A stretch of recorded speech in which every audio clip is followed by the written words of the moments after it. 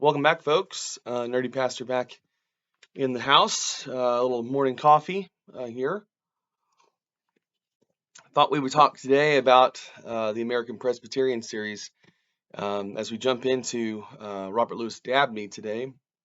As our preview promised, we thought to do a kind of short blurb on his life and a little bit about his writings, and then maybe a second video specifically about his theology. So there are two famous biographies regarding Dabney. One by Sean Michael Lucas that came out a couple years ago, and then another one recently that came out by Thomas Carey Johnson. That's when that one is at home actually for me today. But the one by Sean Michael Lucas I have here. This sucker, the American, I think the series is called the American Presbyterian, American Reform. Yeah, American Reform biography series. And there's 5 entries into the series by Presbyterian Reform Publishing, and this one by Sean Michael Lucas is really quite good, and it's quick, it's succinct, it uses all the original source material, and it gives both critical praise, and then it also gives kind of some critical warning about Dabney as a thinker, and a little bit as a person in some sense, but really more as a thinker than he is as a in his character. I think his character was very highly regarded by many people as a man of God. So just kind of some biographical work, and then in general also just talking about his life a little bit. Dabney's a really fascinating person. You just find so much about these kind of people as you study them and as you read their writings, as you read people that have read, their letters and their sources, primary source material and those things. They're just fascinating people. And I think Robert Louis Dabney is a very fascinating individual. He has a lot of interests. He has a lot of accomplishments. He has, very deeply personal side. He has lots of flaws, like all of us do. Many of us probably have many more than he did. But he's a fascinating individual that I think merits close study as well. So there's a number of books. We'll talk more about them next time, about his philosophy, about his theology, about a lot of his writings. And we'll spend some more time talking about just generally his theology. But his writings were over a long period of time, early 1870s to the end of his life in the 1890s. Died in 1898, was born in 1820, if I'm correct. Yeah, so he was 67 years old when he died and passed on to glory. And so, but what's fascinating about Dabney is that he really is a Renaissance man of the South. He loved the South, to his detriment to some level. He did. There's a lot of folks that call Benjamin Morgan Palmer, the Louisianan of the South, in the sense of the Presbyterian theologian of Louisiana, whereas Dabney is the Virginian, and that's what he's really known as. He loved Virginia. He had just such a deep affection for the state. He was a son of Virginia. Huge impact in the South and on the Southern Presbyterians of the PCUS at the time, Southern Presbyterian denomination, and his voice is still, in many ways, still very vital and vibrant in that neck of the woods, though I think it should be more than that. His writings, Warfield among many others, many other historians, even modern day theologians, would consider probably Dabney up there with at least James Henley Thornwell, and um, probably even above Hodge, to be honest. I think some consider him more brilliant than Hodge was.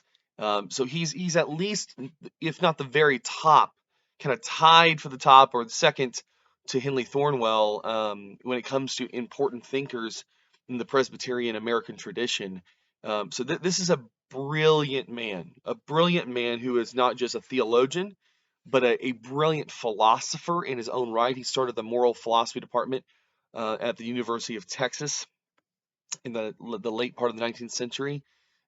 Served at Union Seminary in Virginia for 30 years. helped start that fledgling seminary from basically nothing to something.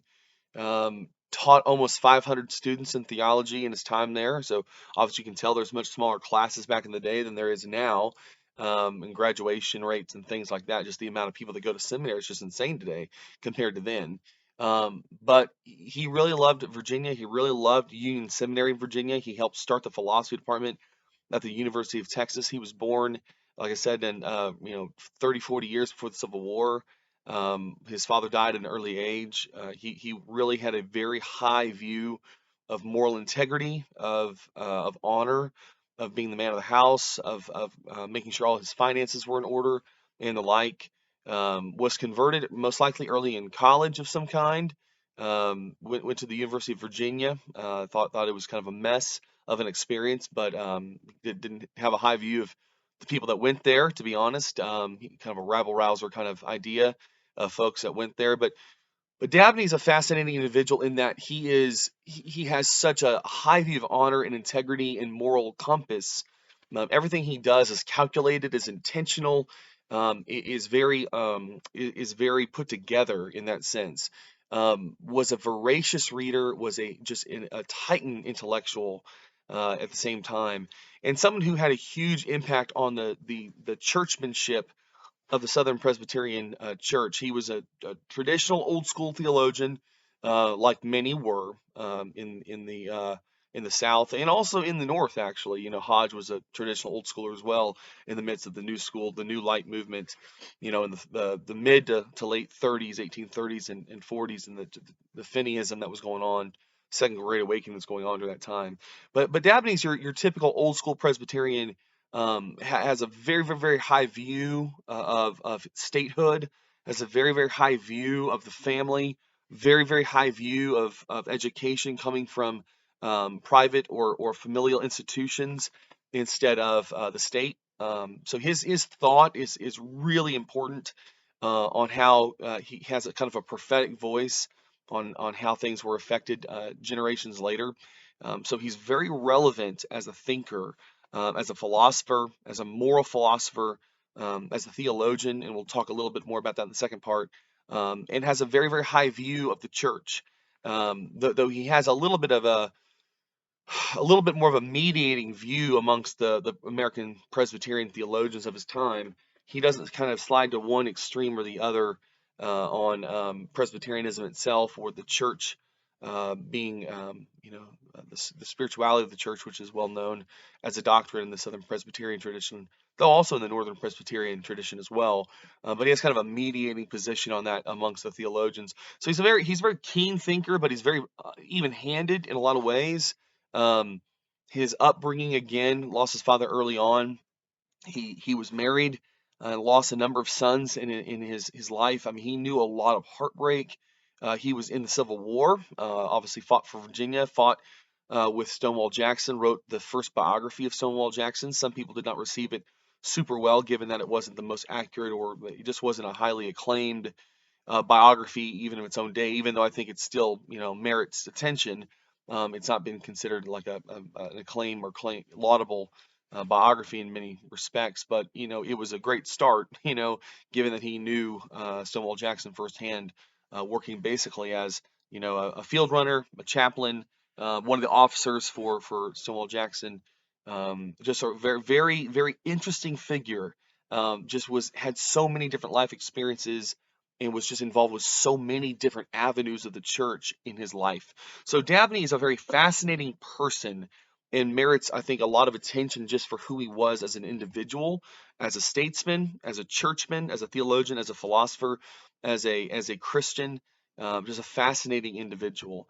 So that'll be the first part, just very general, quick discussion about his life, his person, a little bit of his writing, kind of what he wrote about. In the second part, we're going to talk about his theology, his philosophy, and specifically his books, and we'll kind of commend some of those to you. All right, signing off.